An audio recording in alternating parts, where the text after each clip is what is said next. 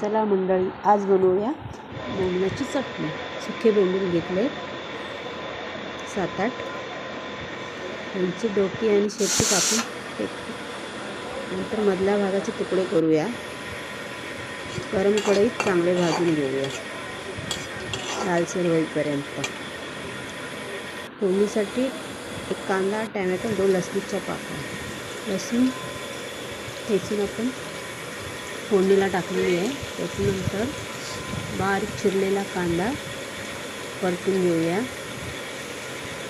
लाल होईपर्यंत तो परतायचा.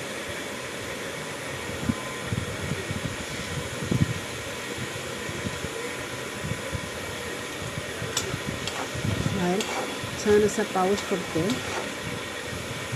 अशा वेळी ही चटणी खाण्यामध्ये खूप मजा असते. बारीक चिरलेला टॅमॅटो तो पण देऊया फोडणीला. कांदा आपला भाजलेला आहे. लालसर होईपर्यंत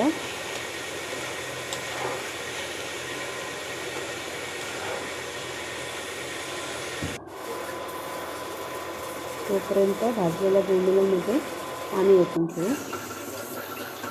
कांदा भाजला, पाण्यामध्ये टाकल्यावरती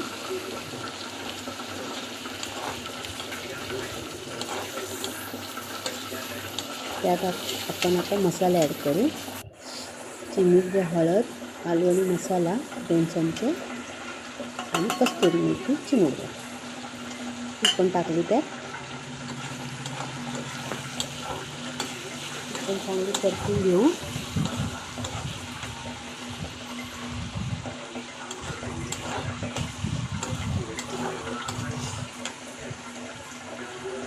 मसाले पण आपले चांगले भाजलेले आहेत.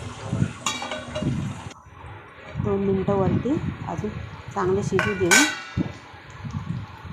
बघा आता छान रंग सुटला आहे, तेल पण सुटलं आहे. असा वास येतो. त्यात चवीपुरती मीठ टाकलेलं आहे. मीठ थोडं कमीच वापरा, त्यावेळी सुक्या मच्छीमध्ये जास्त मीठ असतं.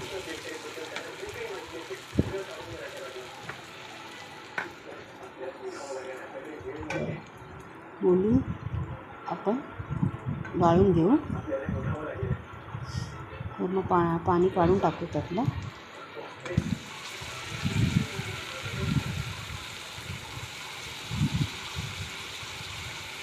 सगळे टाकले बोंबील. आता ते पण छानपैकी परतून घेऊ.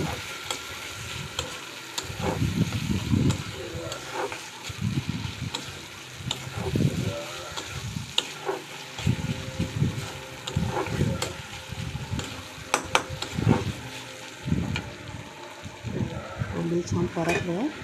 2 मिनटं शिजत ठेवू. वरती ताट ठेवलं छान शिजतात.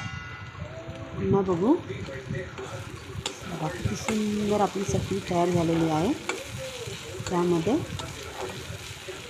सुंदर दिसते. आता वरून आपण बारीक चिरलेली कोथिंबीर ॲड करूया. कोणाला जास्त तिखट हवं असेल तर बारीक चिरलेली मिरची पण ॲड करू शकता, पण ती फोडणीमध्ये. चला, आपली बोंबलाची चटणी तयार झालेली आहे.